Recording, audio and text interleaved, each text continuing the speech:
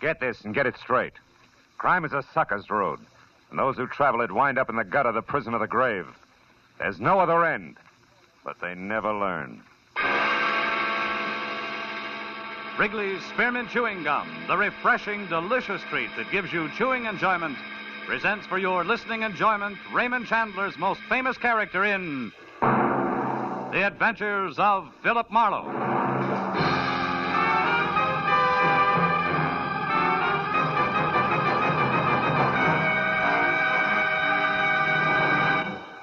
To make every day more enjoyable, treat yourself often to refreshing, delicious Wrigley's Spearmint Chewing Gum. Here's a taste treat you can enjoy indoors, outdoors, at work, or at play. The cool, long-lasting mint flavor refreshes you. The smooth, steady chewing helps keep you fresh and alert. Adds enjoyment to whatever you're doing. Wrigley's Spearmint Chewing Gum. Healthful, refreshing, delicious. Now, with Gerald Moore starred as Philip Marlowe, the makers of Wrigley's Spearmint Chewing Gum are glad to bring you tonight's transcribed story, The Last Wish.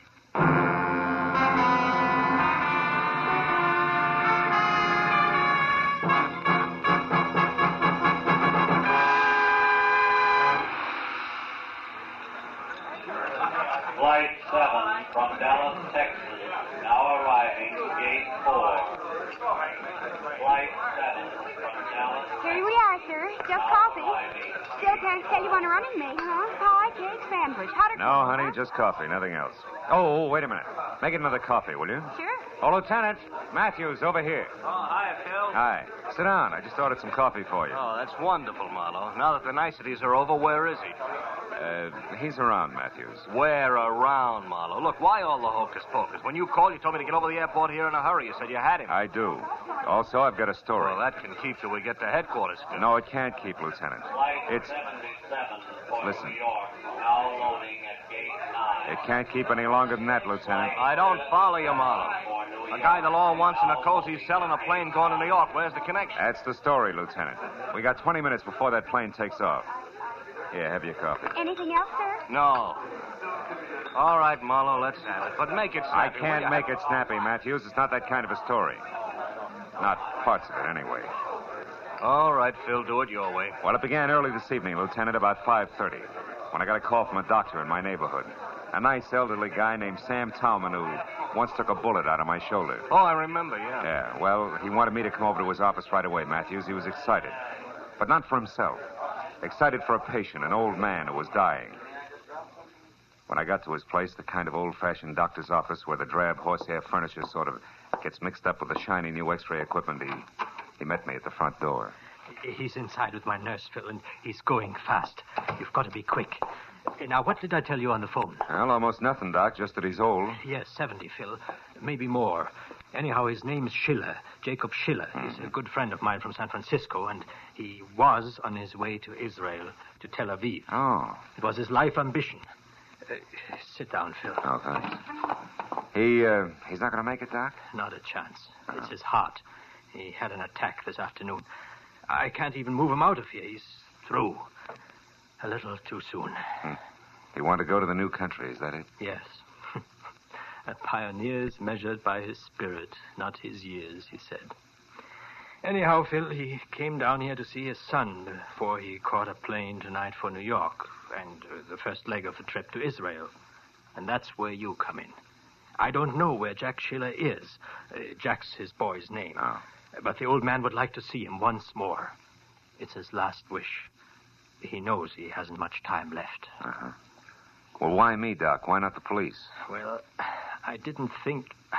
I mean, Phil, it... Well, Oh, you see, the kid doesn't sit too well with the law, huh? I'm afraid not. Excuse me. Sure. Dr. Towman, hello? Oh, yes, Mrs. Caller, yes. 1 every 3 hours, like it says on the bottle. Yes. Goodbye, Mrs. Caller. Where was I, Phil? Jack Schiller and the law, the reason they don't get along. Oh, well, you see, Phil, Jack came down here to L.A. about 3 months ago, and as his father's old friend, he looked me up. So we had him over for dinner a couple of times. But pretty soon he started coming less and less. And when he did, it was a different Jack Schiller. Smart, flashy clothes, a new way of talking. You know, big shot kind of talking. Yeah, I know. The police are dumb and there's easy money to be made. That kind of talking. And he never would say what his business was, if he had any. But believe me, Marlowe, whatever it wasn't too much on the up and up. And there was some kind of a girl mixed in. There always is. What's Jack Schiller look like, Doc? Look like? Yeah. Oh, yes. Here, Phil. A picture we took of him when he first came to the house. A barbecue we were having. He's about 30 years old. Kind of good looking, huh? Maybe too good looking, Phil. Maybe that's the trouble. Anyhow, for Jacob's sake, Phil, for my old friend, do you think you can find him? Well, that depends, Doc. What else do you know? Like last address, friend's name, favorite bar. That's the kind of information that counts. I was afraid it would be like that. Phil, I never did know his address. Well, yeah, but, Doc, there's got to be someplace I can start. Oh. One thing, Phil. What? Twice or maybe 3 times I saw him going to a fancy apartment house on Wilshire Boulevard, the Sherry Towers. Sherry Towers, huh? I passed it late at night coming from the clinic. I didn't bother stopping to call him. Well, you know, Phil, if he wanted no part of me, I wanted no part of him. And I wouldn't care about him now either, but for Jacob. Jacob's been a good man, Phil. Always. Phil, you'll try? Yeah. Sure, Doc, I'll try. Doc Talman smiled his thanks without moving his lips, turned and shuffled toward a room behind him. When he opened the door, I caught a glimpse of a lot of cylinders and tubes and gadgets I didn't understand. And something I did understand a little. The almost peaceful face of an almost peaceful old man who was dying. I didn't try to see any more. There wasn't time to waste. I suddenly wanted to get started in a big hurry.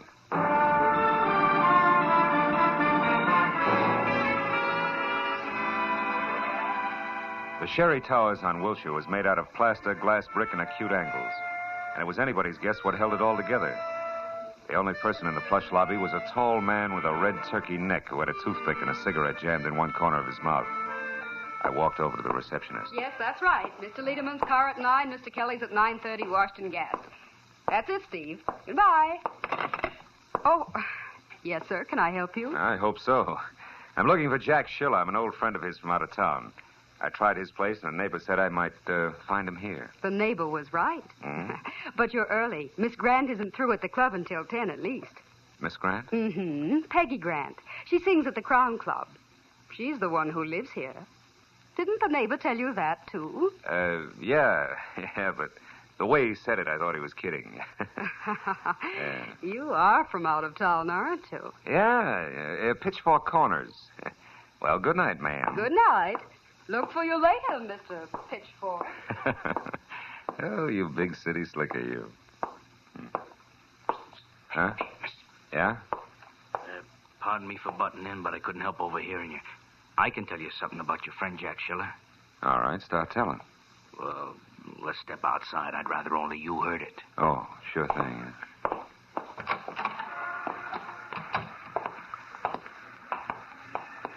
So you know Jack, do you? Yeah, a buddy of mine. That's why I think I ought to tell you. It's a bad night. For what? For old friends to bother him, Rube. He's busy. Oh!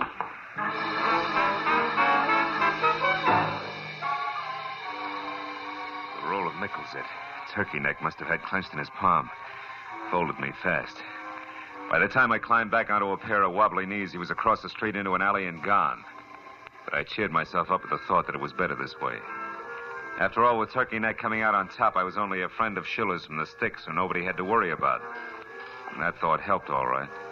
Helped everything from the blood that trickled out of my mouth right down to the side. I hoped it would stop by the time I got to the Crown Club. Good evening. A table for one, sir? No, thanks. I think I'll watch from the bar. Yes. Oh, tell me, Captain, does Ross Holland still run this club? Oh, yes, sir. You are a friend of Mr. Holland's? An acquaintance. Oh, well, in that case, sir, I must insist. A table. Oh. Andre, table for one, vite. This way, sir. The chanteurs will be on in a moment, so you cannot see us well from the bar. Uh-huh, thanks. I did want to catch her, number. But this way, sir. Sir, there is something wrong? Hmm? Oh, no, I just changed my mind, Skipper. I think I'll go to the bar after all. It was Jack Schiller, no doubt about it. At a corner booth just beyond the bar and huddled close to a girl who was almost dressed in something strapless and spangled and who matched the display poster I'd just seen in the lobby labeled Peggy Grant. I ordered a drink at the bar and then walked it over to a celebrity picture gallery on the wall near them and listened to Schiller, all Now, smiles, darling, raise to the the drink to unhappy toast. end of Mr. George Mancini's squeeze play. And to your letters, back safe and sound in the lily white hands that wrote them. Hey, sweet, you're supposed to drink a toast, not stare it down. Baby, what is it? But, Jack, I'm worried. I do want everything to go right. Why, if you don't go get those letters from Mancini, everything I worked so hard for I couldn't will be catch it lost. all. Everything. But it was easy to fit together. Peggy Grant, who was now going up fast as a vocalist, had once been in love with and under the personal management of George Mancini. A preserved in alcohol combination agent producer was now going down even faster. And although she had never had a contract with Mancini beyond an oral agreement, her old love letters had included enough business for Mancini to drag them into court where they could stand up in lieu of a written contract and thus net Brother Mancini the customary 10% of Peggy's earnings. And to say so about future engagements that neither of them wanted. I haven't spent all this time cultivating Mr. Mancini at his lair on top of Sweetser Drive for fun, you know. Believe me, doll, we're in. Honest. All right, Jack, if you say so, darling, but will you know the letters I know, love letters. Forget it, Angel. I won't even open them. They belong to a long time ago, and I'm not interested. Now, you go on out there and sing for your supper. I knew that once Schiller left the club, he was going to be busy. So as they started to tear themselves away from each other, I figured it was the right time for me to step in. What I didn't figure on was Ross Holland, the king of the Crown Club, standing at my elbow. Hello, Marlowe. Pretty picture, isn't it? Yeah, if you like ingenues with bags under their eyes. I wasn't talking about the one on the wall, Detective. I meant Peggy. You were staring, remember? I do. Your move, Holland. Now, take the chip off your shoulder, Phil. I don't mind if you stare. She gets paid for it. But you pay her. Sure. But also I pay the waiters, the doorman, and so on. That was all you were doing, wasn't it? I mean, staring, window shopping. I'd hate to think you were here on business. Oh, sensitive, aren't you? You know, Marlowe, I've piled up a lot of enemies raking in the blue chips. That figures. What are you getting at, Holland? A job I think you might fit. Oh? Let's try the office, if you can spare the time. Can you? Phil? Sure. I've got nothing but time. Ross. Let's go.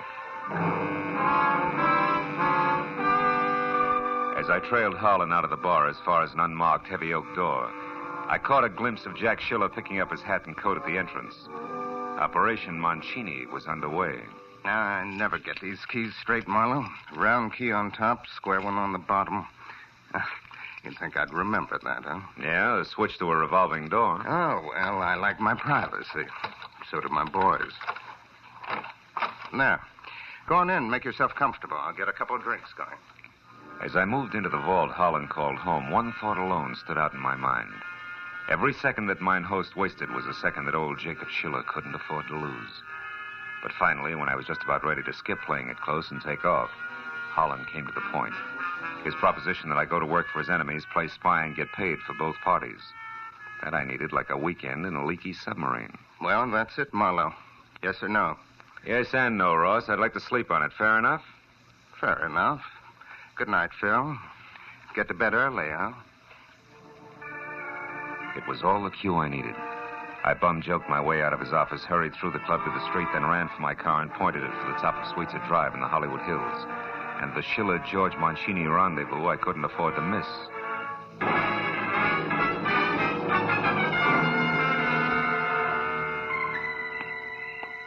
The place, which turned out to be bilious green walls under a shocking pink roof, stood out in that conservative neighborhood like a Black Panther in a snowbank.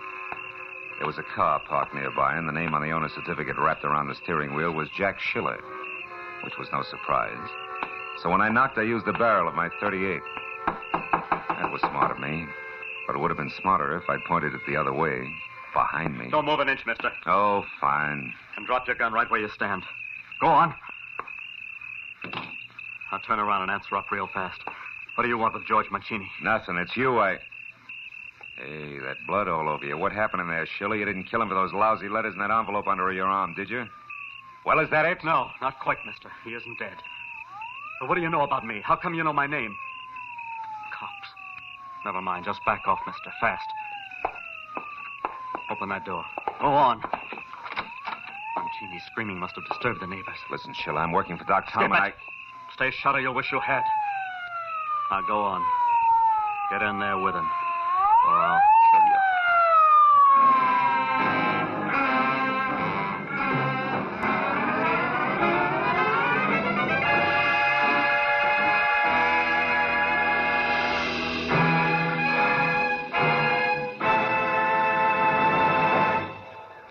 To make every day more enjoyable, treat yourself often to refreshing, delicious Wrigley's Spearmint Chewing Gum. The lively, full-bodied, real mint flavor cools your mouth, moistens your throat, freshens your taste. And the chewing itself gives you a little lift, helps you keep going at your best. So for real chewing enjoyment that's refreshing and long-lasting, always keep Wrigley's Spearmint Chewing Gum handy. Healthful, delicious Wrigley's Spearmint Gum will make every day more enjoyable. Now with our star, Gerald Moore, the second act of Philip Marlowe and tonight's exciting story, The Last Wish.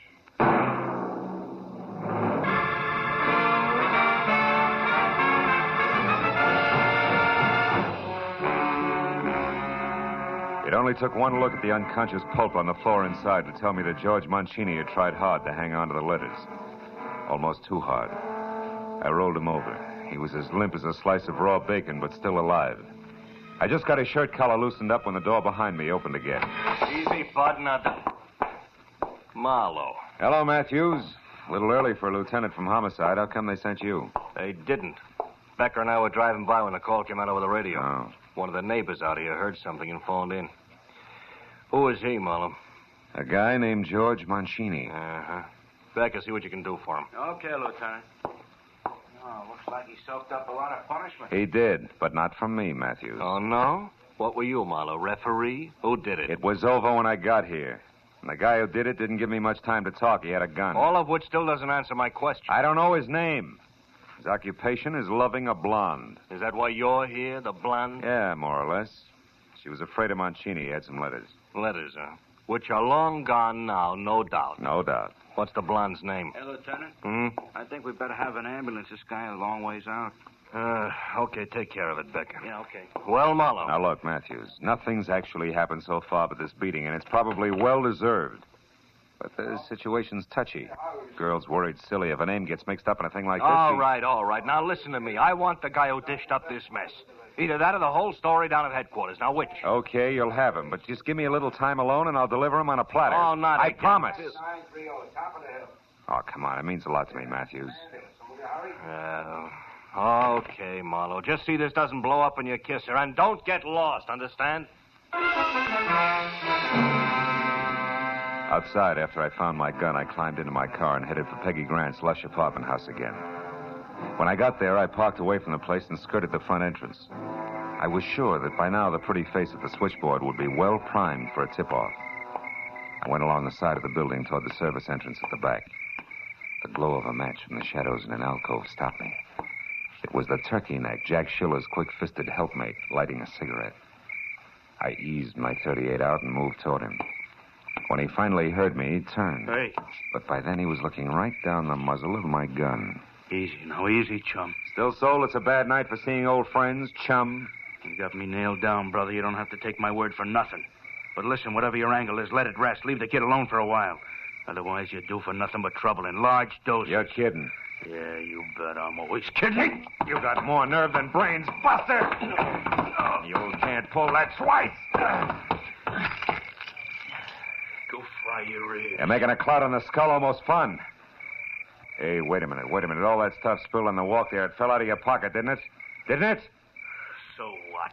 So you don't have to say another word, watchdog. I'm beginning to get the whole thing all by myself. Sure. And what's more, you yellow jerk, I don't like it! The two small items I'd just seen on the walk made swinging the flat side of my gun butt against his head a distinct pleasure. They also made getting in the service door and up the stairs two at a time to Peggy Grant's apartment a definite gratification. Because now I had a Jim Dandy hunch on exactly what to expect. Come on, Princess, open up. Who are you? A cop? Expecting cops, Miss Grant? Not exactly. The milkman doesn't carry a gun, and my friends all use the front door. I'm the informal type. Where's Jack Schiller? Right behind you, mister. Again. This time, lay your gun on the table. Go on. Sure. You're slightly better than the guy downstairs. I got by him with no trouble at all. What's that? What guy? Why, you mean Peggy didn't tell you about the watchdog? What is this? Go ahead, Princess. Tell him about the turkey-neck character with orders to keep everybody away while Jack makes a fool of himself. Darling, get this idiot out of here. This is a trick. Why not also tell him who your real boyfriend is, baby? Why, you lousy dog! You should have learned a little from what happened to that skunk Mancini. Now go on back to him and tell him if he tries anything else like this, I'll go over him again. Right from the beginning. My. Aren't we spunky tonight? Now, look, Schiller, I want you to listen, and I haven't got all night. There's a guy downstairs who was sent out to see that nobody interfered while you played perfect pigeon. It was you who risked getting plugged when you went in after those letters. The ones you were sucker enough not to read. Now it's you who's in a big jam with the police. And what's more, I found out that guy is one of Ross Harlan's boys. Oh, you liar, get out of here. Oh, Jack, make him go away, please. Wait a minute. What's Ross Harlan got to do with this? Nothing, Hal. Lay 10 to 1 those letters were written by Harlan, not Dreamboat here. And that they set him up for a squeeze and have nothing whatever to do with their dubious career as a singer. If you got any sense, Schiller, read one. Jack, you gave me your word. Oh, don't be a child, darling. Can't you see what he's trying to do to us? Just take one look at one signature, Jackson. If I'm wrong, you can split my other lip. No, Jack, don't. Get the letters, Peggy. At least I'm going to know who wrote them. All right. If that's the way you want it, Jack, that's the way it'll be. Jack, right on. Don't move, either one of you. Drop it, Jack. I mean it. Peggy, what are you doing? Drop that gun.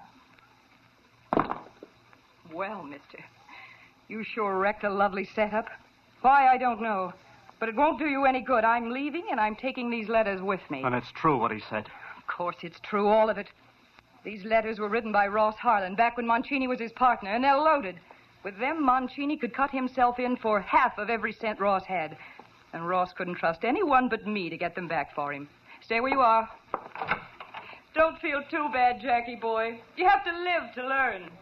Maybe you won't be a dope all your life. Peggy, let her go. Oh, shut up. You were right, so you made your point.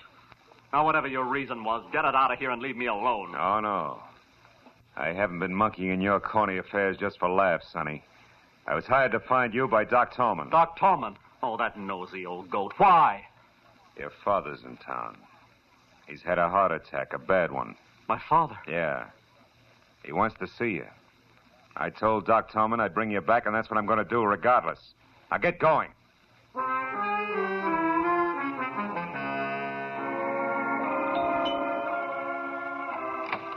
Oh, Phil, come in. I finally got Jack, Doc. Here he is. Hello, Doctor. Where's my father? Back in the bedroom. I'll go right in and see him. Jack. What? What is it? What's the matter? Jack, your father's dead. He passed away 20 minutes ago. Oh, I'm sorry, Doc. Dead? Oh, Pop. Pop. Here, my boy. Sit down. 20 minutes. Just about the time it took to beat a chiseler out of a bunch of letters and argue with a cheap two-timing blonde. Try to get hold of yourself, my boy. We knew you'd have come if you could have. Your father's last thoughts were of you, son. He was very proud of you. Don't, Doc, please. I'll run along, Doc. I got a phone call to make. Oh, wait a minute, Marlowe. Huh? You can't leave thinking like you do. Not now, with Pop dead. I don't know what happened to me these last few weeks. I can't understand how I got in so deep. She had me, I guess. I'd have done anything she asked. You're not the first guy that's happened to. I doubt that you'll be the last. Yeah, but I've got to square myself now. I've got to. And I want to start with the police. You really mean that? I never met anything more in my life. I'm not really a wise guy, honest. So what's this about the police? I'm in a jam, Dr. Tolman, a pretty bad one. Because you got too much nerve and too much energy. All you need is the right place to spend them. That gives me an idea. Is Jack your real name? No, it's really Jakob, like my old man's. Oh. Doc, where's that plane reservation for Jacob Schiller? Here. I have it right here. Wait a minute. You mean... Yeah, you're catching that plane. With luck, you may make it all the way. Oh, but you're letting me go, Marlowe. You'll be in a jam yourself. Well, I think I know a pair of strong shoulders I can dump the responsibility onto. Let's go, kid.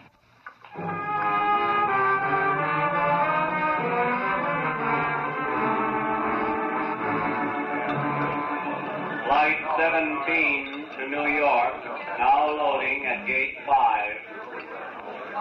Flight 17. Well, that's the story to hear, Matthews. Now loading at Gate 5. Just whose shoulders did you have in mind in that responsibility business? You're wearing him, you lug. Yeah. Oh, give me that napkin, will you? Yeah, here. Hey, just tell me something else to make it all nice and tight. That turkey neck character, how did you know he worked for Ross Harlan? Oh, well, when I slugged him in back of Peggy Grant's apartment house, a lot of junk fell out of his pocket, including a pair of keys on a chain. One had a round head, the other one was square. Oh, duplicates of that set that opened Harlan's double-locked office, huh? Uh-huh. Tight enough, Lieutenant? Yeah, tight enough. Last call for Flight 17 to New York, now loading at Gate 5. They just called a New York flight, Phil. Yeah. Last call. Yeah. You know, I hear they're doing great things over there in Israel. Yeah? Building farms right out of the desert land, that kind of stuff. That's right. They can use all the help they can get, I understand. I was raised on a farm, did you know? Keeps you so busy you don't have time to get in trouble. Hey, Marlowe. Sit down. I'll buy you another cup of coffee. Thanks, Lieutenant. Thanks a lot.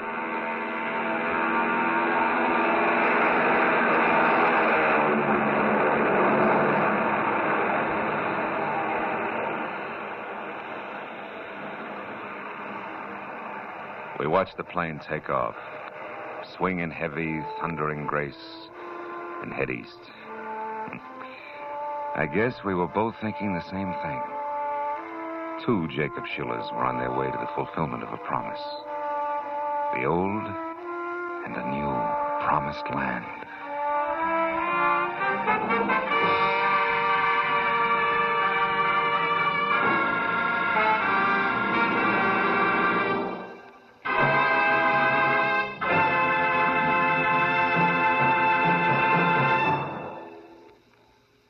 Remember, friends, to make every day more enjoyable, treat yourself often to refreshing, delicious Wrigley Spearmint Chewing Gum. There's lots of cooling, real mint flavor in every stick. And chewing Wrigley Spearmint helps keep you feeling fresh and alert. You feel better, work better, get more fun out of doing things. So indoors, outdoors, wherever you go, keep some healthful, refreshing Wrigley Spearmint Chewing Gum handy. To make every day more enjoyable, treat yourself often to delicious Wrigley's Spearmint Chewing Gum.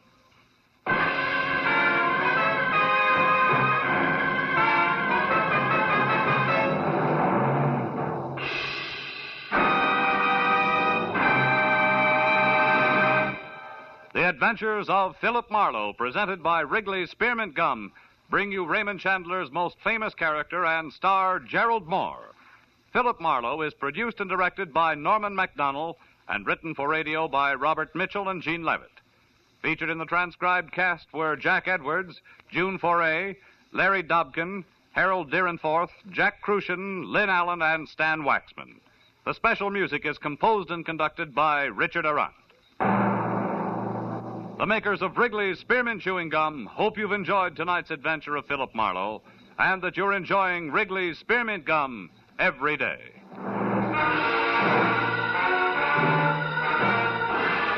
Next week, Philip Marlowe will be heard on Friday evening, so we invite you to be with us next week on Friday when Philip Marlowe says...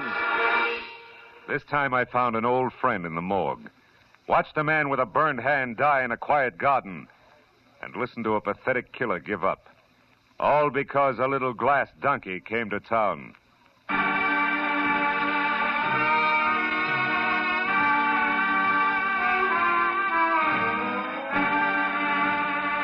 This is Bob Stevenson speaking, and this is CBS, the Columbia Broadcasting System.